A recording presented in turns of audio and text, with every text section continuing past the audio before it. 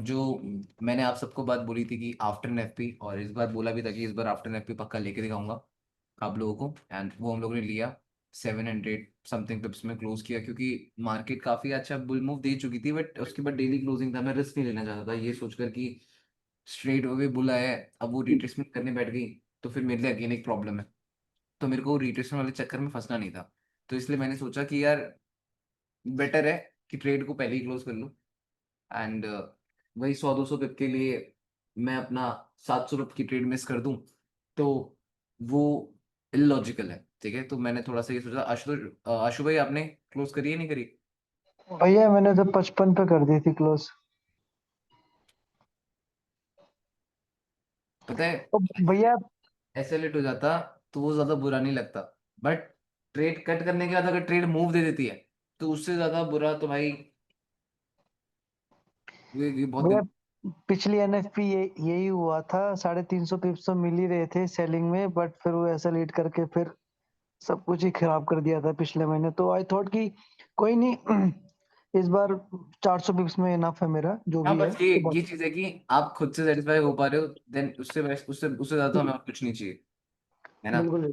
हाँ उससे जी, हाँ ज्यादा जी। और कुछ नहीं चाहिए। तो चलो ठीक है, फिर स्टार्ट करते हैं आज की क्लास, एंड लेट्स सी कि आज हम मार्केट को क्या देखेंगे। आज जब मैं मार्केट को देखूंगा तो थोड़ा सा डिफरेंट व्यू होगा। देखो, जब जब मैं मार्केट में बैठता हूँ, मैं मार्केट में बैठकर बहुत डिफरेंट डिफरेंट व्यूज रखता हूँ। वो क्यों? मैं इवेंट्स के तौर पे मार्केट में व्यूज रखता हूँ। लाइक, अगर मैं फर्स्ट वीक में मार्केट में बैठ रहा हूँ तो मेरा व्यू टोटली डिफरेंट होता है। मैं सेकंड वीक में मार्केट में बैठ रहा हूँ तो मेरा टोटली व्यू डिफरेंट होता है। मैं थर्ड वीक में बैठूंगा तो डिफरेंट होगा, फोर्थ वीक में बैठूंगा तो डिफरेंट होगा। क्यों? हर वीक को मैं डिफरेंट डिफरेंट वे में क्यों देख रहा हूँ? मतलब आप ये सोचो कि मैं हर वीक को सेम तरीके से ट्रेड क्यों नहीं कर रहा हूँ, क्योंकि मैंने इतना टाइम मार्केट को देने के बाद ये समझा कि हर दिन एक जैसा नहीं होता, और मार्केट के दिन किसके थ्रू बताए जाते हैं? इवेंट्स के थ्रू बताए जाते हैं। जो हम फॉरेक्स फैक्ट्री चेक करते हैं ना, आप लोगों ने देखा होगा कि हम फॉरेक्स फैक्ट्री चेक करते हैं, तो फॉरेक्स फैक्ट्री की न्यूज का कैलेंडर होता है। ठीक है, जब इस न्यूज के कैलेंडर में हम जाते हैं, हम देखते हैं कि इस वीक क्या क्या न्यूज़ है, इस वीक क्या क्या अपडेट है, तो न्यूज़ के हिसाब से मार्केट अपना बिहेवियर क्रिएट करती है। ठीक है, को मैं बिलीव नहीं करता कि न्यूज क्या आएगी उसके हिसाब से क्या मूव आएगा, मैं उस चीज के ऊपर बिलीव नहीं करता, बट मैं इस चीज में बिलीव करता हूँ कि न्यूज से पहले वाले मैनिपुलेशन में मैं बिलीव करता हूँ, न्यूज की मैनिपुलेशन में बिलीव नहीं करता। समझ पा रहे हो कि डेटा क्या आएगा, डेटा के अकॉर्डिंग मैं ये करूंगा वो करूंगा, मैं इस चीज के ऊपर बिलीव नहीं करता। मैं बिलीव करता हूँ कि यार न्यूज से पहले का जो एनवायरनमेंट क्रिएट होगा, मैं उस चीज के ऊपर बिलीव करता हूँ। ठीक है, तो अब यहाँ से एनएफपी चलेगी। डन है। आफ्टर एनएफपी हो गया, जो मूवमेंट आनी थी वो हो गया। तो आपकी ट्रेडिंग का 70% तो हो गया, मतलब मेरी ट्रेडिंग स्टाइल का 70% तो मेरा हो गया। अब बचा कितना? 30%। अब जो 30% है, अब चलो बात आ जाती है एफओएमसी के ऊपर। कल एफओएमसी है, एफओएमसी नाइट में आती है, बाकी यूएस की सारी न्यूज़ेस 6 o'clock 7:30 इस टाइम पे आती है। बट एफओएमसी एक ऐसी न्यूज है, वो रात के 11:30 बजे न्यूज आती है। और एफओएमसी जो न्यूज है ना, उसमें और बाकी न्यूज़ में फर्क है। एफओएमसी की जब न्यूज आती है तो वहां पे आप लोग देखना, डेटा नहीं आता कोई, वहां पे उस टाइम पे स्पीच चल रही होती है।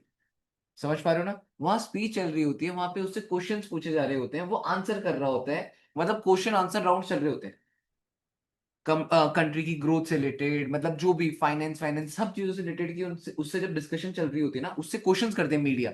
जब वो उनका आंसर करता है तो उसके हिसाब से मार्केट उस टाइम पे मूवमेंट क्रिएट करती है। बट बहुत सारे लोग क्या बेवकूफी करते हैं, जैसे बोलते हैं कि अच्छा अच्छा अच्छा ये फेवर में जा रहा है, वो हमारी फेवर में, यूएस के डॉलर के फेवर में बात कर रहा है, अच्छा अब तो गोल्ड क्रैश हो जाएगा। अगले ही पल में क्या पता वो कोई बंदा, मीडिया रिपोर्टर कोई ऐसा क्वेश्चन पूछे जो गोल्ड को पंप करे, ये भी तो हो सकता है ना। तो आप लोग उसके सिर्फ बोलने पे ज्यादा ध्यान मत दिया करो, ये सोच कर कि वो ये बात बोल रहा है तो उसके हिसाब से ऊपर चला जाएगा, ये बोल रहा है तो नीचे चला जाएगा। मार्केट ऐसी नहीं होती भाई। ठीक है, ऑलरेडी स्ट्रक्चर क्रिएट हो चुका होता है, ऑलरेडी मार्केट में हर मोमेंटम की तैयारी हो चुकी होती है, मार्केट सिर्फ उसको फॉलो करती है, दैट्स इट, और कुछ नहीं होता। ठीक है, तो एफओएमसी के टाइम पे अब जैसे एक दिन बचा है एफओएमसी को, तो मेरा माइंड सारा का सारा कहाँ रहेगा? एफओएमसी के तौर पे मेरा सारा ध्यान एफओएमसी में रहेगा। आज अगर मैं ट्रेड कर भी रहा हूं ना, तो मैं क्या सोच के ट्रेड कर रहा हूँ? यार एफओएमसी का डेटा कहाँ जा सकता है, एफओएमसी के टाइम पे मार्केट कहाँ जा सकती है, मेरा पूरा ध्यान वहां पे है। जब मैं एनएफपी से पहले ट्रेड कर रहा होता हूँ, फर्स्ट वीक में जब मैं ट्रेड करता हूँ, तो मैं क्या सोचता हूँ? एनएफपी का मूव कहाँ आएगा, एनएफपी का मूव कहाँ आएगा, एनएफपी की लिक्विडिटी कहाँ ग्रैब होगी। क्यों? मैं मेजर इवेंट के बारे में सोच रहा हूँ। समझ पा रहे हो? तो वो चीज है, जैसे अब तुम, चलो ठीक है छोड़ो, आगे बात करते हैं, ठीक है। हम्म, अब यहाँ पे अगर मैं आप लोगों को ये दिखा देता हूँ, अब यहाँ पे मेरा क्या व्यू है और मैं क्या प्लान कर रहा हूँ। यहाँ पे अब जो मेरी वीकली क्लोजिंग है, भाई मेरी वीकली क्लोजिंग होने पे टाइम बचा है, नो डाउट मेरी वीक की क्लोजिंग पे काफी टाइम बचा हुआ है। अब मुझे ये बताओ, क्या मार्केट का अप ट्रेंड काफी अच्छा है जी? क्या यहाँ पे एक कैंडल, आप ये बोल सकते हो ऐसे आ जाएगी?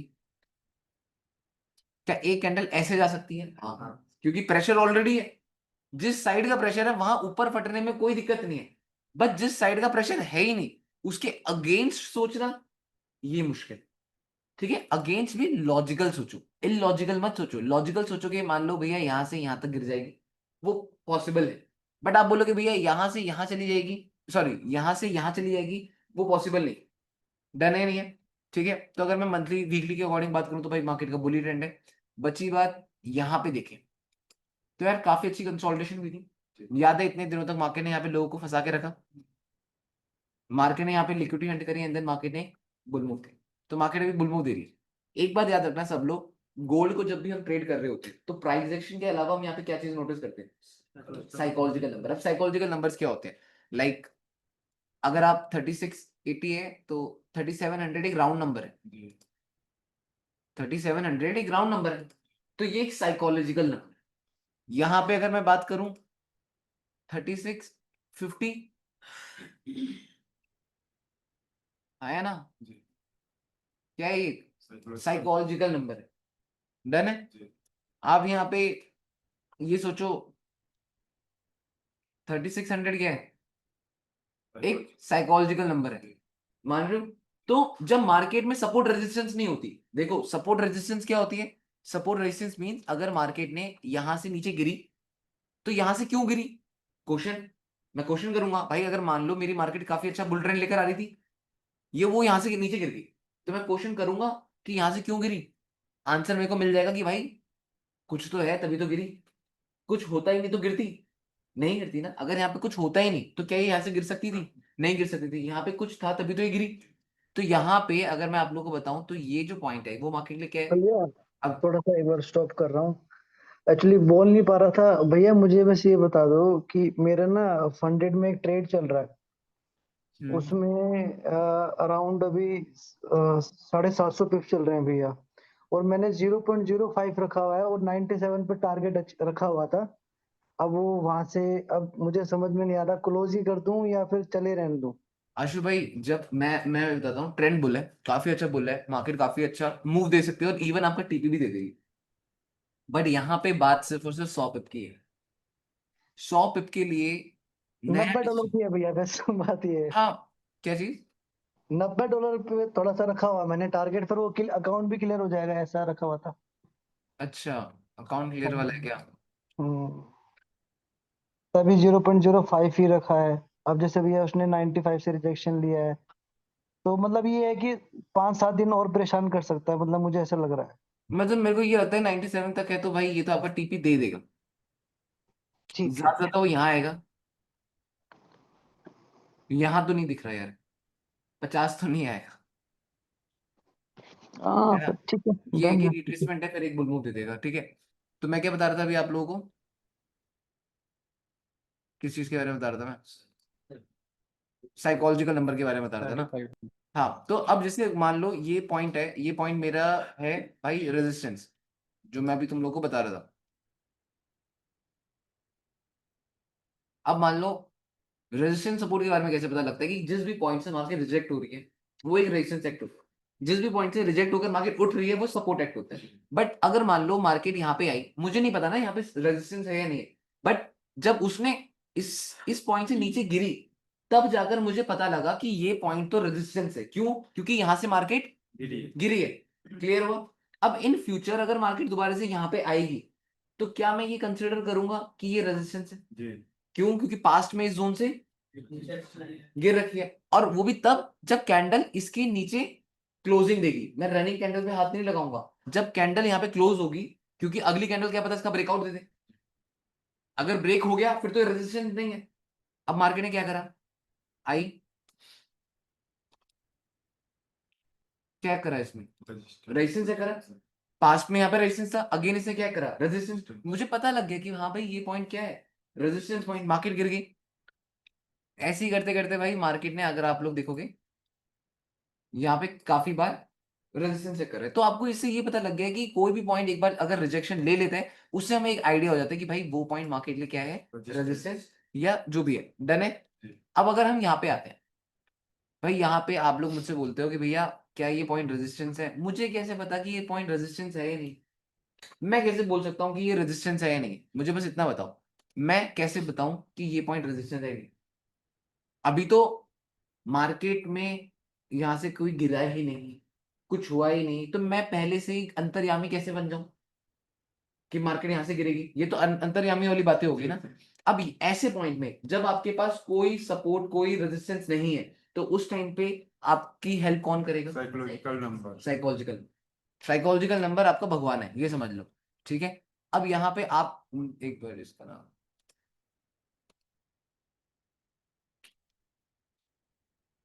क्लियर है, साइकोलॉजिकल नंबर के बारे में पता लग रहा है तुम लोगों को क्या समझा रहा हूँ मैं। जी भैया। यस भैया।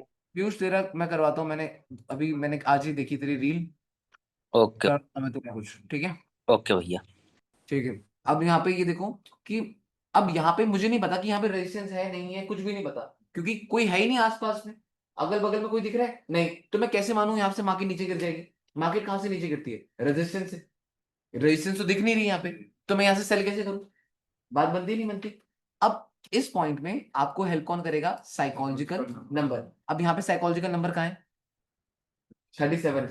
आप सबको पता 3700 एक साइकोलॉजिकल नंबर है, मार्केट चाहे तो 3700 को टैप कर सकती है, नहीं कर सकती, यस और नो, ठीक है। यस। अब साइकोलॉजिकल नंबर 3700 हो गया। यहाँ पे मैं आता हूँ 4 आवर टाइम फ्रेम। अब 4 आवर टाइम फ्रेम में मैं क्या चीज नोटिस कर रहा हूँ, समझना, ये बहुत इंपॉर्टेंट चीज होने वाली है। अब जो मैं बता रहा हूँ वो बहुत प्रैक्टिकल है। मार्केट ने एक बुल मूव दिया, समझना मार्केट का तरीका, मार्केट करती क्या है। मार्केट ने बुल मूव दिया, मार्केट यहाँ पे क्या कर रही है, कंसोलिडेट। जब मार्केट यहाँ पे कंसोलिडेट कर रही है, तो इससे लोगों को क्या लग रहा होगा कि मार्केट नीचे आ सकती है। बट क्या मुझे आप लोग ये बताओ, क्या यहाँ पे कोई रेजिस्टेंस था, बट मार्केट यहाँ पे क्या कर रही है, कंसोलिडेट। कभी भी कंसोलिडेशन कहाँ पे होती है, या तो टॉप या तो रिवर्सल पैटर्न कहाँ बनता है, या तो टॉप या तो, अगर बीच में रिवर्सल बन रहा है तो क्या मैं उसको प्रायोरिटी दूंगा, इतना सबको पता है। अब इस पॉइंट में क्या होगा, लोग इस पॉइंट में क्या करना स्टार्ट कर देंगे, सेलिंग, क्योंकि वो ये सोचेंगे कि भैया मार्केट तो टॉप से गिर रही है, अरे बट मेरे भाई टॉप तो ये रहा, टॉप तक तो अभी गई नहीं है, बट उससे पहले क्या दिखा रही है, कंसोलिडेशन। अब यहाँ पे जहां तक मुझे लगता है, जितना मैंने ट्रेड कर रखा है, आपको अगली कैंडल एक ऐसी बुल मिलेगी, समझ रहे हो नहीं समझ रहे हो, अगली कैंडल एक बुल मिलेगी। क्यों, क्योंकि भाई इस पॉइंट में जिन लोगों ने सेलिंग करी है, उन सबके स्टॉप लॉसेस कहां पे हैं, मार्केट यहां पे कंसोलिडेट करके क्या दिखा रही है कि भाई सेल कर दो, यही तो दिखा रही है मार्केट। बट सेलिंग तो रेजिस्टेंस में होती है, रेजिस्टेंस से थोड़ा सा दूर है, बट वो लोगों को लालच दे रही है कि भाई कर दो सेल। अब लोग जब इस पॉइंट में सेल करेंगे, सबके स्टॉप लॉसेस ऊपर होंगे, मार्केट की अगली कैंडल एक स्ट्रेट वे ऊपर आ जाएगी। अब इस कैंडल को इतना वॉल्यूम क्यों मिलेगा, क्योंकि लोगों के क्या है यहाँ पे, स्टॉप लॉसेस। Stop जैसे loss। जैसे स्टॉप लॉस हिट करेगी, मार्केट सीधे ऊपर आएगी।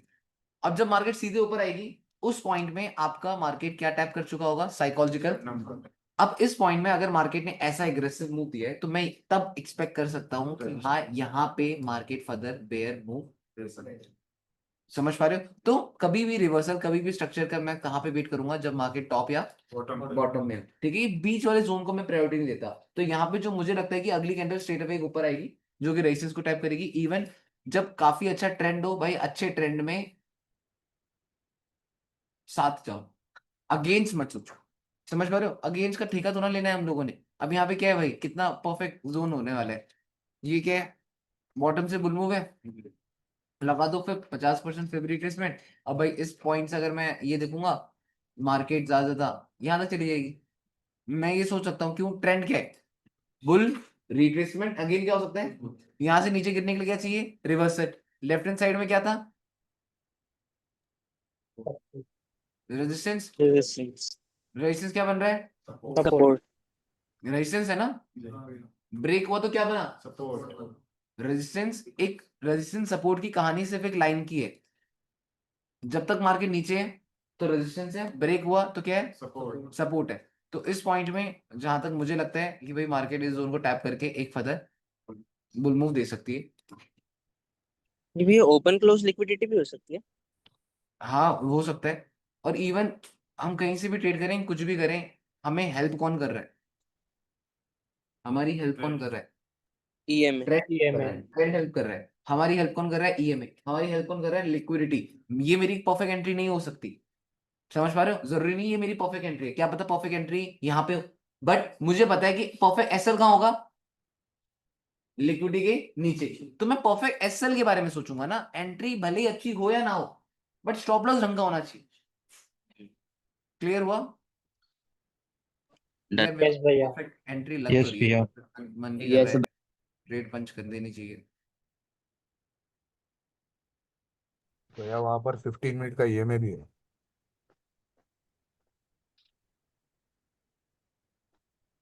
देख लेते हैं।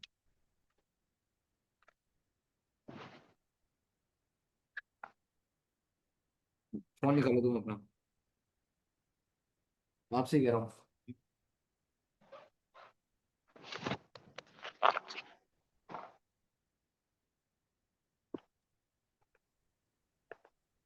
भैया वो मत करना कि कहीं मैंने ट्रेड ली, तुमने ट्रेड पंच कर दी भाई ये वाली। हाँ बताओ क्या कह रहे थे? एक पूछना था वाउचर के रिगार्डिंग। बताओ। अब भैया उसको मतलब एक्टिवेट कैसे करें, क्योंकि आमिर भाई बोल रहे थे नया अकाउंट करना पड़ेगा, तो वो मेरे को सीन नहीं समझ में आया। क्रिएट अ न्यू अकाउंट करके आप वो कर सकते हो। तो उसमें मेल और फोन नंबर भी नया लगेगा भैया? जरूरी नहीं है, नहीं इसी अकाउंट से भी कर सकते हैं। भैया मैंने तो दूसरे केस से कर लिया, आईडी न्यू बनाकर ही। बस डन है। मतलब भाई पीयूष भाई आपने कैसे किया? हेलो। जो आमिर भैया ने लिंक सेंड किया था ना हाँ आप, हाँ। तो मतलब नया अकाउंट बनाया मैंने, और उसमें ही एक और था वहाँ पर। एक हाँ करना रहता है, तो वो एक्टिवेट किया तो उसमें लग रहा है वहाँ पर कोड।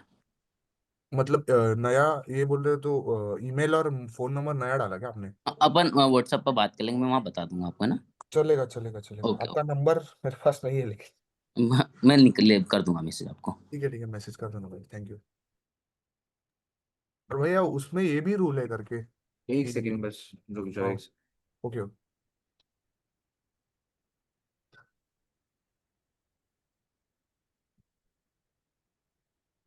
ठीक है। अब जैसे मान लो इस ट्रेड के पीछे का रीजन क्या मैं प्लान करके चल रहा हूँ और क्या चीज सोच के चल रहा हूँ, वो ये है कि भाई जिस हिसाब से मार्केट का ट्रेंड है वो बुलिश है। ठीक है। अब इस बुल ट्रेंड में मार्केट का रेजिस्टेंस था जो ब्रेक हो चुका है, रेजिस्टेंस के बाद रीटेस्ट हो चुका है, रीटेस्ट के बाद there is a chances that market can give a bull move, ये मुझे लगता है पर्सनली। और ओपनिंग क्लोजिंग ज्यादा लेने आ सकता है 82, एंड देन फिर अगेन एक बुल मूव दे देगा। चलती हुई मार्केट में अगेंस्ट तो नहीं सोचूंगा, तो इसके ट्रेंड के साथ ही सोचूंगा। तो ये मेरा कुछ प्लान है ऐसा। तुम बताओ, तुम्हें क्या लगता है? यही भैया, एरिया ऑफ वैल्यू पर ही अभी इस टाइम फ्रेम पर देखेंगे हम तो। आशु भाई आपके फेवर में है ट्रेड? हाँ भैया, मैं फिर 82 से एक नई बाइंग भी बना लूंगा अगर नीचे आएगी तो। क्योंकि वही है ना, अब अगेंस्ट द ट्रेंड सोचना तो मुझे प्रैक्टिकल लग नहीं रहा। ठीक है। और जिस हिसाब से पैटर्न लिक्विडिटी कन्वर्ट हुई है, अब देखो गलत होने में गलत भी हो सकते हैं, बट कोई नहीं, गलती नहीं करोगे तो सीखोगे कैसे? बात तो यही है। काफी सारे लोग ट्रेडिंग में इसलिए भी प्रॉफिटेबल नहीं हो पाते क्योंकि वो गलती करने का सोचते ही नहीं। वो सोचते हैं कि हम गलती करेंगे तो गलत हो जाएगा। अबे गलती करोगे तभी तो सही होगा। गलतियों से ही बंदा बिल्ड होता है। आप गलतियां ही नहीं करोगे, अब जिसके पास गलतियों का एक्सपीरियंस नहीं उसके पास फिर क्या ही, फिर वो बिल्ड ही कैसे होगा? गलतियों का एक्सपीरियंस हो तभी तो इंसान बिल्ड होगा। ठीक है नहीं है? सही है भैया। सही है भैया। डन है भाई। अभी देख लेते हैं क्या है वैसे तो, क्या ही सीन है। बुल मूव है, डाउन है, रिट्रेसमेंट है, साथ का टाइम कौन सा हाँ, एक बात याद रखना, जब मैं कभी ट्रेड प्लान करता हूँ मैं हमेशा कैंडल्स का टाइमिंग नोट करता हूँ कि कौन से टाइम की कौन सी कैंडल क्लोज होने वाली है। अब यहाँ पे जो मेरी नियर बाय कैंडल है वो कौन सी है, 1 घंटे, आधे घंटे की और 1 घंटे की। 1 घंटे में 1 आवर प्लस 30 मिनट की कैंडल क्लोज होने वाली है। अब 1 आवर प्लस 30 मिनट की कैंडल अगर ऐसी ही हाई में क्लोज होती है तो अगली कैंडल के चांसेस है कि that can give a bull move. Tap करके टैप करके फिर बुल मूव दे, हाँ हो सकता है। अब वो चीज हो सकती है, जरूर हो सकती है कि भाई मार्केट फर्दर डाउन है, ईएमए को टैप करे एंड देन एक बुल मूव दे। अब अगर मार्केट फर्दर डाउन आती है, ईएमए को टैप करती है, फिर बुल मूव देती है, तो इन केस अगर वो ना आए तो समझना, मुझे पता है कि मार्केट इस जोन पे आ सकती है, बट मुझे क्या पता वो आएगी। क्वेश्चन बना। अब अगर मुझे लगता है कि वो आ सकती है, बट मुझे अगर मान लो वो यहीं से घूम गई तो मैं रिग्रेट करता रह जाऊंगा कि मैं तो बस सोच रहा था कि यहाँ आएगी, यहाँ आएगी, यहाँ आएगी। इससे बेटर अगर आपको लग रहा है यहाँ पे मार्केट आ सकती है, तो यहाँ से मार्केट ऊपर जा सकती है और यहाँ पे भी आ सकती है, तो बेटर है कि इसके नीचे से प्लान। मैं क्या बोलता हूँ, परफेक्ट एंट्री नहीं, परफेक्ट स्टॉप लॉस फाइंड करो। ये मैं क्या चेज करूंगा, परफेक्ट एंट्री। नहीं, अगर मैं यहाँ ट्रेड लेने जाऊंगा तो ये क्या होगी, मेरी परफेक्ट एंट्री। अब भाई अगर मान लो परफेक्ट एंट्री तक नहीं आती तो मेरी तो ट्रेड मिस हो जाएगी, क्योंकि एट द एंड मुझे करना क्या है, अगर बॉटम में भी आएगी तो मैं क्या करूंगा। इससे बेटर अगर मुझे इस पॉइंट में मिल रहा है तो मेरे लिए ज्यादा बेटर है। ठीक है। अब पता नहीं लंदन की ट्रेड कैसी जाती है, बट देख लेते हैं। आज भैया अभी यूरो में मेरा इसी हिसाब से ट्रेड छूटा, एसएल बड़ा बन रहा था। क्वांटिटी कम कर लिया करो यार, सो दैट। हाँ, अब कम ही है भैया उस दिन से, तो अब मैंने बिल्कुल रिस्क नहीं ले रहा, 1% ही हो गया हूँ, 1:1 का ही। परफेक्ट है। इन्हीं चीजों के ऊपर ध्यान दे, बाकी तो और कुछ नहीं है जरूरी। और भैया वो जो आज जो ट्रेड मेरा यूरो का बन रहा था ना, वो वीकली का रेजिस्टेंस लेवल एक अच्छा था, वहां पर ओपनिंग क्लोजिंग थी वीकली की, तो उस कारण भी मैंने उसको अवॉइड किया है वहां पर। अच्छा। जी भैया।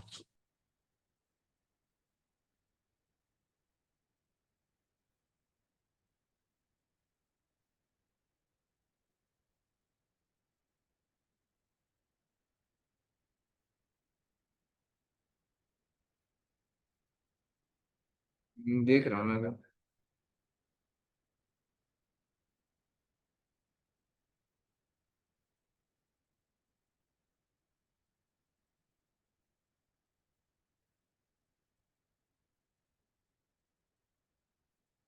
वैसे तो मैं लंदन ट्रेड करना प्रेफर नहीं करता, बट अभी ट्रेंड के साथ का सेटअप मिल गया।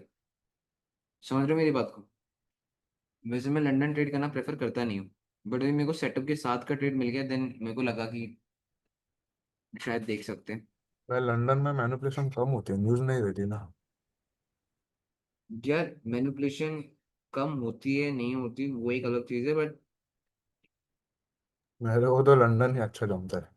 मतलब स्ट्रक्चर वक्चर है, फेवर में है, तो फिर देख ही लेते हैं क्या ही होता है ज्यादा ज्यादा। अब लॉजिक्स एंड रीजन भी पता लगते रहेंगे। पहली चीज, हम ट्रेड किस भी हाफ में ले रहे हैं, समझते हैं ना अपनी। जब जब ट्रेड लो ना तो ट्राई करो कि मैं गलत क्यों हो सकता हूँ, मैं सही क्यों हो सकता हूँ, वो मैं बाद में सोचता हूँ। मैं ये सोचता हूँ मैं गलत क्यों हो सकता हूँ। क्लियर है या नहीं है, क्योंकि गलतियों के बारे में पहले पता करो, क्योंकि प्रॉफिट हो भी जाएगा तो चीखना चाखना नहीं है, वो हुआ ये नहीं करना, यहाँ पे शांत रहो। ठीक है। अब अगर मान लो मैं मानता हूँ कि मेरी गलती होती है, अगर मैं गलत होता हूँ तो इस पॉइंट में क्या क्यों हो सकता हूँ। पहली चीज, मेरी कैंडल क्लोज होने वाली है 130 की। अभी मुझे नहीं पता कि वो 130 की कैंडल, ये तो रनिंग है, मुझे ये नहीं पता कि ये रनिंग कैंडल यहीं पे क्लोज होगी या वो नीचे क्लोज होगी। अब मैं ये सोच रहा हूं कि जो ये रनिंग कैंडल है ये ऊपर ही क्लोज होगी। मेरी पहली सबसे बड़ी गलती क्या होगी कि मैंने चलती हुई कैंडल पे एंट्री ले ली। पहली गलती डन है नहीं है, नो डाउट मैं अपने एक्सपीरियंस के अकॉर्डिंग ट्रेड ले रहा हूं, बट मैं यहाँ पे डिस्कस कर रहा हूँ कि व्हाट इफ अगर मेरा एक्सपीरियंस फेल हो। काफी सारे लोग यही गलतियां करते हैं, इसलिए रिवेंज ट्रेडिंग होती है। समझ पा रहे हो क्यों लोग मार्केट में रिवेंज ट्रेडिंग करते हैं, एक्सेप्ट नहीं कर पाते। अगर मैं पहली एक्सेप्ट कर लूं तो क्या मैं रिवेंज करूंगा। अगर एक्सेप्टेंस मेरे को पहली होगी तो क्या मैं रिवेंज कर सकता हूँ, मुझे बस इतना बताओ। सिंपल है। नहीं, ठीक है। अब मैंने यहाँ पे क्वेश्चन करा अपने आप से कि यार बॉबी पहले तो तूने रनिंग ट्रेड में ट्रेड ले ली, मैंने कहा चल ठीक है, क्या पता अगले 6 मिनट में कैंडल नीचे गिरते गिरते यहाँ पे क्लोज हो जाए। क्योंकि जब रनिंग कैंडल मेरी यहाँ पे, क्लोजिंग कैंडल मेरी यहाँ पे आएगी तो मैं क्या बाय सोचूंगा, नहीं ना। डन है नहीं है, पहली गलती मेरी हो सकती है। सेकंड, मेरे से अगर पूछा जाए स्टॉप लॉस, तो ठीक है, स्टॉप लॉस ठीक है, कोई दिक्कत की बात नहीं है। बात आता हूँ मैं 30 मिनट्स, ठीक है। अब 30 मिनट की कैंडल भी क्लोज होने वाली है। अब 30 मिनट की कैंडल मेरे को कह रही है कि बॉबी सोच ले गलती क्या क्या हो सकती है। मैंने कह रहा हूँ यार, मैंने सारी चीजें, वही घर वाले याद दिलाते हैं ना, बेटा सब सामान पैक कर लिया ना, कुछ रहा तो नहीं। तो मैं भी पूछ लेता हूँ अपने आप से, कुछ रहा तो नहीं बॉबी। अब ये सारी चीजें चेक कर ली, ट्रेंड लाइन भी खींच दी। पता क्या लगा? सपोर्ट, सपोर्ट, सपोर्ट, सपोर्ट, ज्यादा से ज्यादा यहाँ आ जाएगी सपोर्ट के पास, फिर चली जाएगी। तो अगेन यहाँ पे भी मैं ग्रीन टिक हूँ। ज्यादा से ज्यादा क्या हो सकता है, अब नीचे गिर ही जाएगी, फिर तो मेरी गलती नहीं, मैं मान लूंगा, ठीक है।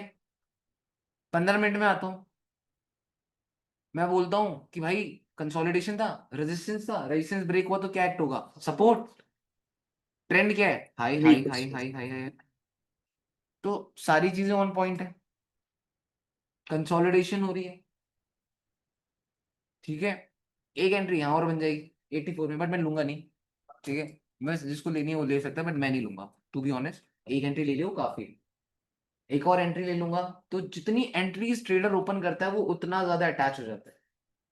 याद रखना, ट्रेडिंग का भी यही कॉन्सेप्ट है, रियल लाइफ जैसा। जितना ज्यादा इंसान के साथ टाइम स्पेंड करोगे उतना ज्यादा अटैच हो जाओगे। वही चीज ट्रेडिंग के साथ है, जितना इन्वेस्टमेंट कर दोगे ना तुम ट्रेडिंग में, तुमने जितने लॉट खोल दिए, एक लॉट के बाद दूसरा लॉट, दूसरे के बाद तीसरा, तीसरे के बाद चौथा, जब तुमने 4 लॉट खोल दिए बैक टू बैक, तो तुम इतना ज्यादा अटैच हो जाओगे, या तो अकाउंट ही जाएगा, या तो तुम बहुत ज्यादा कमा लोगे।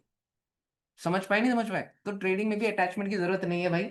अगर आप एक सिंगल ट्रेड है तो क्या होगा, ज्यादा से ज्यादा क्या हो सकता है? सिंगल ट्रेड का तो तुम लॉस भी अफोर्ड कर पाओगे क्या? 4 ट्रेडों का लॉस अफोर्ड कर पाओगे? तुमने 4 ट्रेड क्यों खोली थी? क्योंकि तुम बहुत ज्यादा अटैच हो चुके थे, ये सोचकर कि जाएगा ही जाएगा। हमेशा भाई, लाइफ में भी किसी का कंफर्म नहीं होता कि भाई कौन इंसान कैसा है। वही चीज ट्रेडिंग में भी कंफर्म नहीं होता। तो भाई ट्रेडिंग में अगर मैं ये सोचूंगा कि नहीं फॉर श्योर है, जाना ही जाना है, तो भाई वो चीज सबसे गलत है। जब इंसान बहुत ज्यादा फॉर श्योर हो जाता है ना, तो उस टाइम पे वो मैक्स टू मैक्स क्या होगा? मैंने यहाँ पे एक एंट्री ओपन करी, एक एंट्री यहाँ ओपन करूंगा, फिर एक एंट्री यहाँ ओपन करूंगा, इस सोच में कि अब तो ऊपर जाएगा, फिर एक एंट्री यहाँ पे और ओपन करूंगा।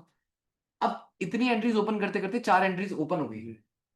अब 4 एंट्री अगर ओपन हो गई और वो नीचे आ रही है, तो मुझे समझ नहीं आएगा कहाँ पे क्लोज करूं, क्योंकि जितना ज्यादा टाइम लगेगा उतना ज्यादा लॉस बढ़ता रहेगा। फिर वो और लॉस बढ़ेगा, फिर और नहीं समझ आएगा क्या करूं, फिर वो और लॉस होगा, तब नहीं समझ आएगा अब क्या करूं। फिर ये सोचूंगा इससे बेटर तो पहले ही क्लोज कर देता। अब आप ज्यादा लॉस में भी क्लोज नहीं कर सकते, क्योंकि अब समझ नहीं आ रहा, डिसीजन नहीं ले पा रहे हो। तो भाई ये काफी बहुत इंपॉर्टेंट बात बताई है मैंने, याद रखना। क्लियर है? ये सुनो, यस भैया। यस भैया। यस भैया। ये भाई अब यस देख भैया। लेते हैं यस भैया। क्या रहता है। वैसे तो ट्रेंड लाइन सब खींच दिए मैंने यहाँ पे। लेट्स सी कहाँ तक आता है। और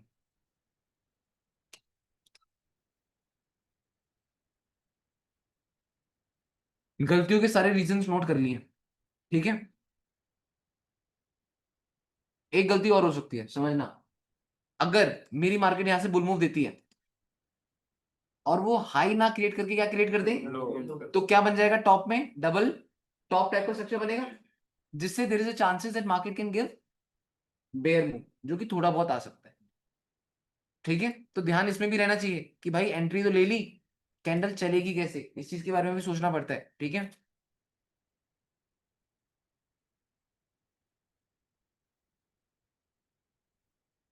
सिर्फ 1 मिनट है, 1 मिनट में देखो कैंडल कैसे होती है। हमने सारी लिक्विडिटी मार्क कर रखी है, अपनी अपनी टेरिटरी मार्क कर लो भाई, अपना डिफेंस चेक कर लो कि भाई तुम्हारा डिफेंस अगर फेल होता है तो क्यों होगा। बात समझ रहे हो नहीं समझ रहे हो? अब इस बार हमारे डिफेंस में कौन कौन है? ज्यादा नहीं है इस बार, क्योंकि ज्यादा ही अंदर आ चुका है वो। 61 डिफेंस में, 61 पर लगा हुआ है फिब का। सेकेंड डिफेंस क्या है? ट्रेंड कंटिन्यूशन, ओ सॉरी 78। थर्ड डिफेंस क्या है? ओपनिंग क्लोजिंग, साथ ही साथ ईएमए। अब एक साइकोलॉजिकल नंबर है 80, उसको 79 कर दो, ज्यादा ज्यादा ये हो सकता है। अभी डिफेंस में आपने ये सब लगा दिया है। अब अगर मार्केट आपको उड़ाती है तो एक्सेप्ट कर लोगे, बट ये जो चीज है, ये जो तुम्हारा डिफेंस है, वो तुम्हें बता रहा है कि भाई कुछ हो सकता है, रुक जा। समझ पा रहे हो? ये होप दे रहा है। काफी ट्रेडर्स ट्रेड को होल्ड नहीं कर पाते। वो क्यों नहीं कर पाते होल्ड? तुम्हें पता है रीजन क्या होता है होल्ड ना करने के पीछे का? मतलब आपने ट्रेड ली, हल्का सा प्रॉफिट में हुआ, बंदे ने ब्रेक इवन कर दिया। क्यों ब्रेक इवन करता है इंसान? क्योंकि उसको अपने डिफेंस के ऊपर भरोसा नहीं होता। समझ में? डिफेंस क्या है यहाँ पे? Stop loss. आपको अपने स्टॉप लॉस पे भरोसा करना पड़ेगा कि भाई आपका स्टॉप लॉस आपको कैसे बचाएगा। That's it. अब आप बोलोगे भैया इतनी सारी कहानी सुना दी, बाद में आपका ऐसा लेट हो जाएगा। होने दो, कोई दिक्कत नहीं है। अटैच हुई नहीं, एक ही ट्रेड ले रखी है, ऐसे लेट होगा भी तो कोई दिक्कत नहीं है। इमोशनली अटैच नहीं करना ना, बाकी तो भाड़ में जाए। ठीक है? समझो लर्निंग क्या मिलेगी, कॉन्सेप्ट क्या सीखने को मिलेगा। समझना, ये मेरा काफी अच्छा सेटअप है, बट अगर ये वर्क करता ही नहीं करता।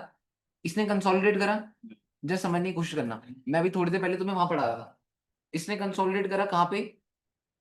सपोर्ट था नीचे, सपोर्ट था नीचे। इसने कंसोलिडेशन करा पहले, यहाँ पे लोगों को बाइंग में बिठाया। अब ये गई सीधे नीचे। जैसे ही सीधे नीचे गिरी, भाई बहुत इंपॉर्टेंट चीज है ये लैंग्वेज है मार्केट की। यहाँ पे इसने दिखाया कंसोलिडेशन, भले ही मैं गलत हो जाऊं बट मैंने बहुत बार देखा है। यहाँ कंसोलिडेशन हुई, यहाँ पे उसने बायर्स को बिठाया। जैसे बायर्स बैठे, मार्केट गई अगली कैंडल सीधे नीचे। सीधे नीचे जाते ही सबके स्टॉप लॉस उड़ गए। जब स्टॉप लॉस उड़े तो लोगों ने कहा कि भैया इतनी बड़ी रेड कलर की कैंडल बन गई है, अब तो मार्केट सेल में जाएगी। बट अब जो रेड वाली कैंडल आई है वो कहाँ आ चुकी है? सपोर्ट में। इतनी बेरिश होती तो अब यहां से इस पॉइंट में तुम कह सकते हो कि तुम्हें ये वाली कैंडल देखने को मिलेगी।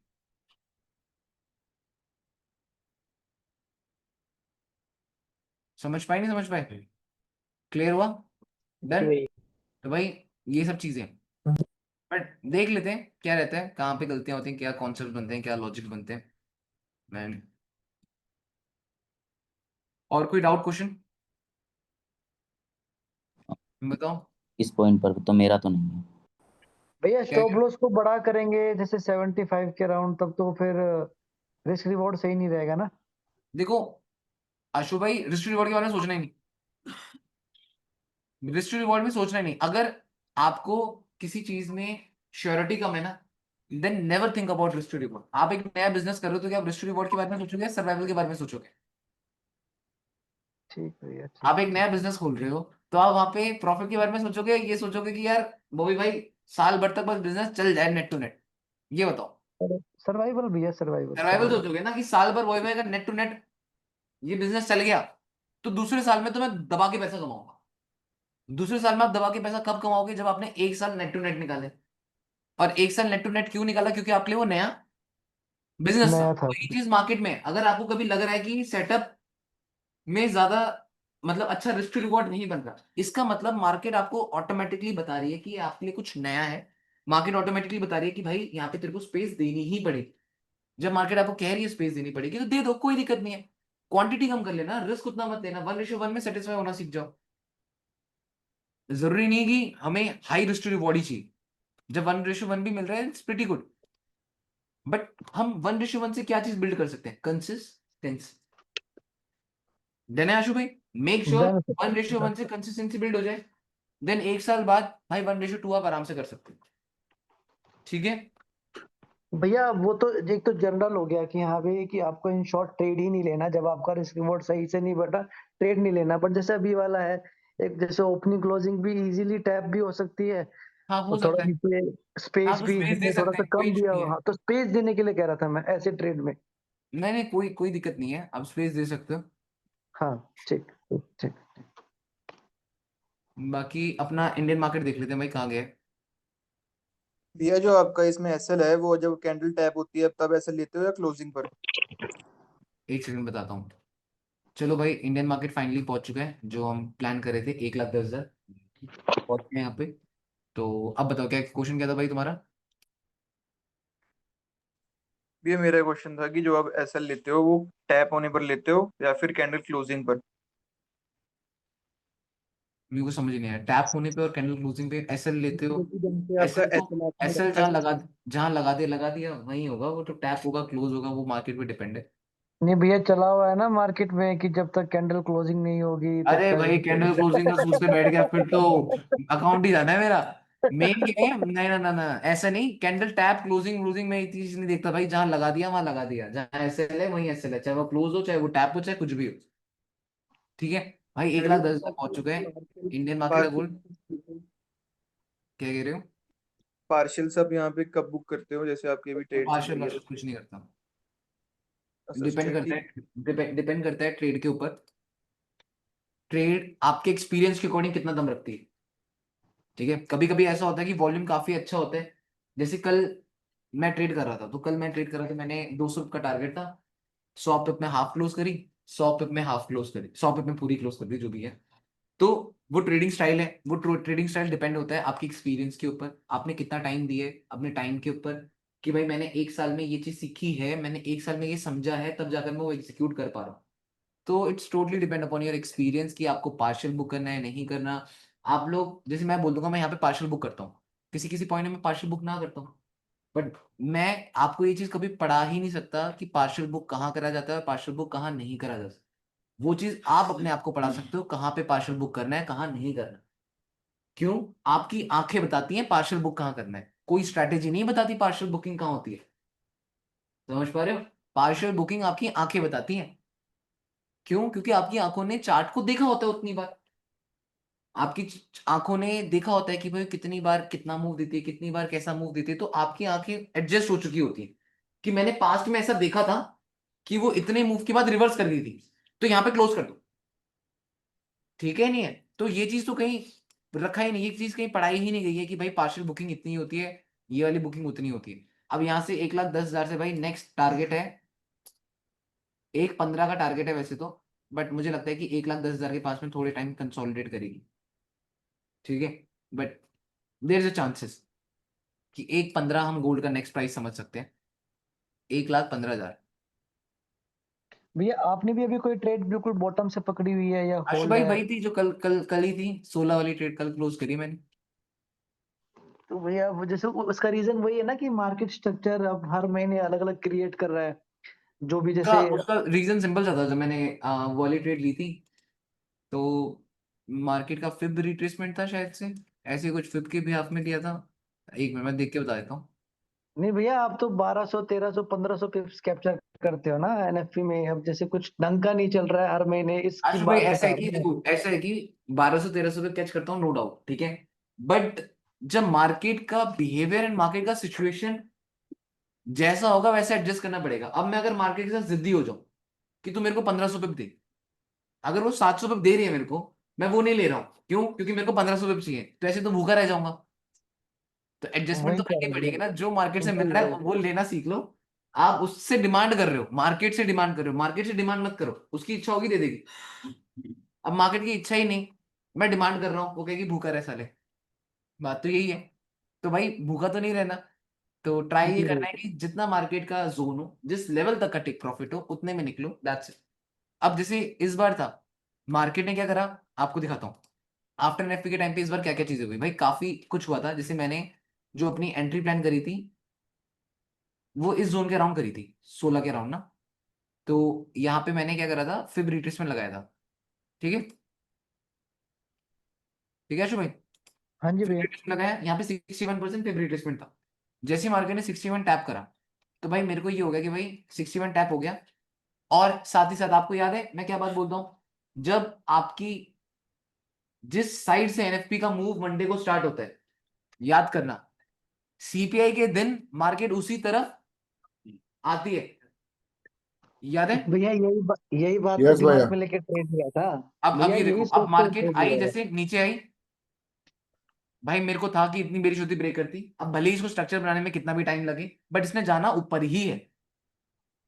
मैंने लगाई यहाँ पे एंट्री, मैं कहा भाड़ में जाए, अब तो टेक प्रॉफिट ही लूंगा, तो मैंने उस चीज को देखा। एंड साथ ही साथ अब आप लोग सोचोगे भैया एंट्री तो यहाँ पे भी बनी थी, यहाँ क्यों नहीं लिया आपने? मंडे को यहाँ पे भी तो एंट्री बनी थी, यहाँ पे आप फिब लगा दो, खुलते ही मार्केट में 38% फिब की रिट्रेसमेंट थी, यही एंट्री बन रही थी। बट ये मेरे लिए बहुत एग्रेसिव हो चुका था, समझ पा रहे हो, कि मेरे लिए थोड़ा सा एग्रेसिव हो चुका था। बट नो डाउट यहाँ से भी मार्केट में मूवमेंट बन सकती थी, बट वो मेरे लायक था ही नहीं। मैं इसका जो स्टॉप लॉस है वो मैं अफोर्ड नहीं कर सकता था, इसलिए मैंने ट्रेड नहीं भैया यहाँ पर एक की। घंटे में देखो ना, ये आपने जो दिखा है वहां पर, ईएमए को टैप करके डोजी बना था। बट बात देखो ना, कुछ भी हुआ हो, बट मेरी अफोर्डेबिलिटी थी ही नहीं। सिंपल से हमें, मैं एक बात बोलूंगा, यस मेरी यस अफोर्डेबिलिटी थी ही नहीं। क्यों भाई? ये देख, मार्केट ने यहाँ पे बुल मूव दिया, भले ही 38 टैप कर दिया। अब यहाँ पे मेरे पास क्वेश्चन बनेगा 38 के बाद 50, 50 के बाद 60, 60 के बाद 71, 71 के बाद ओपनिंग क्लोजिंग। अब ओपनिंग क्लोजिंग के नीचे भाई ऐसे रखना है। सिंपल सा क्वेश्चन आप लोगों ने मेरे पास रख दिया कि भाई आपने लगा दी एसएल की इतनी बड़ी लाइनें खेल दी। मैं बोल रहा हूँ कि चल 50 आ जाएगा तब बाय कर लूंगा, 61 आ जाएगा तब बाय कर लूंगा, थोड़ी श्योरिटी कम थी तो नहीं ली ट्रेड। ये डायरेक्ट श्योरिटी, इम्पल्स गई थी भैया सीधी। हाँ इम्पल्स था बहुत ना, और तो मेरे को इतनी ऊपर से लोअर लो भी बन रहा था, देखो ना भैया, स्लोली स्लोली। मेरे पास इतनी श्योरिटी नहीं। देख रहे हो तुम लोग क्या समझाया था तुम्हें? जी भैया। समझ रहे हो ना कैसे कैंडल जाती है? क्या बनाया उसने उल्लू? कंसोलिडेशन करके दिखाया, कंसोलिडेशन करा, कंसोलिडेशन करके सीधी कैंडल नीचे आई, तो बंदा क्या करेगा? सेल। अगली कैंडल फिर अभी उठना स्टार्ट हो गई, तो ये चीज हो जाती है कभी। ठीक है, डन है। भैया जी भैया। भैया यस एक भैया, क्वेश्चन पूछना गिफ्ट था। कार्ड से रिलेटेड पूछ लो क्वेश्चन। किस चीज से? गिफ्ट कार्ड से। हाँ पूछो। उसमें मतलब विड्रॉ मतलब कैसा, कितना क्या कर सकते? $100, $100 विड्रॉल कर सकते हो। $100। मतलब ऐसे एक बार में ही करना शो रहेगा या कितने कितने भी करके 3 बार में कर सकते हैं? एक बार में 100 करोगे तो अकाउंट जीरो हो जाएगा, उसके बाद आप जो आप $100 है उससे ट्रेड करो। ओके भैया। भैया ठीक है, उसी उसी वाउचर के बारे में अभी पीयूष भाई ने पूछा ना, वहां पर स्टैंडर्ड लॉट खोलना पड़ता है भैया, मैंडेटरी है? तुम जिस दिन $100 कर लोगे ना, उस दिन क्या करना, जिस दिन हाँ सौ हाँ। डॉलर हो जाएंगे उस दिन यूरो यूएसडी में 0.10 का लॉट ओपन करना, क्लोज कर देना, ओपन करना, क्लोज कर देना, ओपन करके क्लोज कर देना, एक लॉट ऐसे ही बना देना। नहीं नहीं, समझा नहीं भैया, क्या बोले आप? तुमने $100 बना दिए ओके 0.01 से, ओके। ऐसे करते करते तुमने 0.10 लॉट ही ओपन करा था टोटल 10 हाँ ट्रेड। अब ओके वो कह रहे हैं कि भाई अभी 0.90 लॉट और चाहिए। अब ओके। 0.90 लॉट और चाहिए तो हम क्या करेंगे? यूरो यूएसडी में जाएंगे, 0.10 लॉट ओपन करेंगे और उसी टाइम क्लोज कर देंगे। तो क्या ही लॉस होगा? कुछ भी नहीं होगा, सेंट्स में होगा कुछ लॉस। तो बात भैया ओके, और $100 के नीचे भी प्रॉफिट होगा तो भी विड्रॉ कर शायद सकते हैं से ना? निकाल सकते हैं, शायद से क्योंकि निकाल। उन्होंने कहा है कि वन टाइम विड्रॉ है। हाँ तो शायद से निकाल सकते हैं।